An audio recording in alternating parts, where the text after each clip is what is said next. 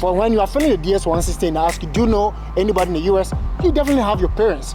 And they have already fought for you. Please don't talk that they have beautiful facility, they have amenity, they have library. Please, that is too redundant. And to add to that, you have to make sure that it aligns directly with what you are studying now, or what you are working, like the work you are doing now.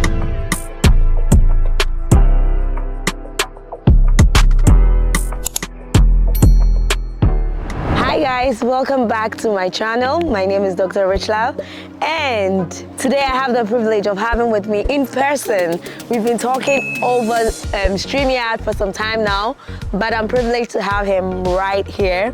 Joshua? Yep, my name is Joshua, and my channel is JC Concise.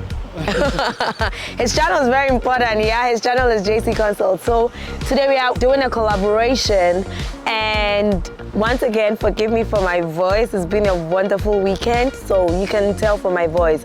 Now, we just want to tell you a few points that you should never, ever think of saying when you get to the embassy. We know this is visa season. We know you are all working on your F1 visas to come right here, to come join us, to study and go back and impact in your countries. So I'm going to start with number one. We are going to tell you a few things that you are not supposed to say. So number one, never ever say that, assuming you are asked that, what are your plans after school? Never ever say that. Your plan is to stay in the United States of America and work and get money and pay your loans or pay whatever it is. Never ever say that. That shouldn't even be your plan. Remember, the plan is to come back and impact in your country. So these are some of the things you could say. One, you could say that you are coming back to probably start a business relating to the masters that you're doing. Two, you could say you are coming back to, get a promotion for the job that you're currently doing after your master's degree. You could also say that you're coming back to actually start a consultancy after your master's degree. So that's one of the things. Now, Joshua, what are some of the other things that our viewers and our subscribers should never ever say when they are going to the consulate for a visa? So the second thing too is that when you're going for the visa interview and they ask you, do you have any relatives? Mostly, you're going to submit your DS-160 before you go for the interview. So when you're filling your DS-160 and you mention that you don't know anybody in the US, when you go for the visa interview, to make sure when the visa officer asks you, do you know anybody in the US, let them know you don't know anybody. Or you can go ahead and say, you know your DSO, which is what? Your designated school official, who is the person who issued your I-20. Or probably you know your academic supervisor, because you sent several emails, you've been communicating with your academic supervisor, and that's how come you're able to secure your research assistantship. So it's very important, and make sure every detail you put on the DS-160 is the same information when you ask at the interview. They ask you, do you have a child? You said no. Are you married? You said no. But when you go to the interview, you're going to say, I'm married. Two different things. That's why sometimes people come with fully funded scholarships. They go for the interview, they are denied because the information they put on the DS-160 is different from what the question they ask them. And that is why most people are being denied. So that's the second point. Okay, so that, as he rightly said, that's very true. So in order to make sure you're doing this accurately, what you can do is you can study your DS-160 because you feel it maybe some weeks before your interview, okay? So maybe you may forget. So what you can do is you can print it out right after you're done filling it. Then days before your interview, you can look through to make sure every information is going to match exactly what you said. So that's very right, Joshua. Yeah. So the next thing is not really a never, ever, but this is what I'm also going to say. Now, make sure you know your course. You know the course you're going to pursue. You know at least one or two professors in the school, so that when they ask you why this course, you can answer it, okay?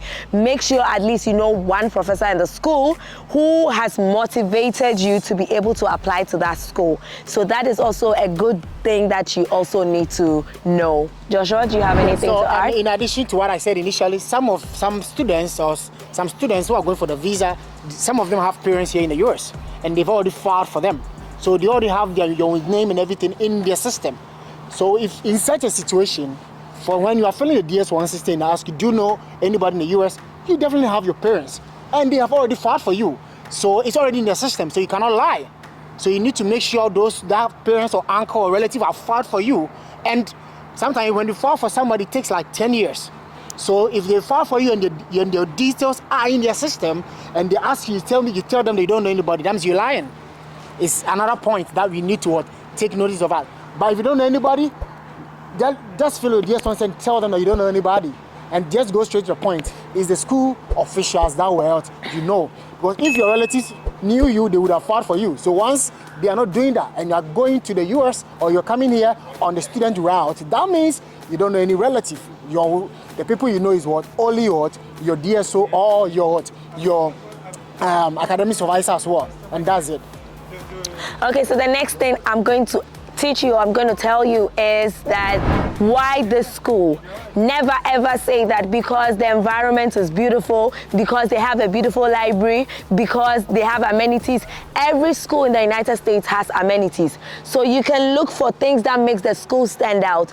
You can say because they have these kind of professors or this particular professor in this school appeal to me and I love his work and because of that I'm going to the school.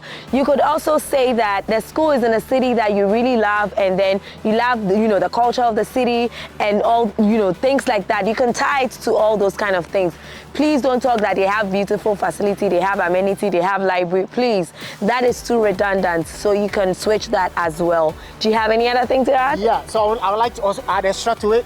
When you go for the visa interview and they ask you questions, don't give straight answers. Why are you going to the US? I'm going to the US to study. To study. No.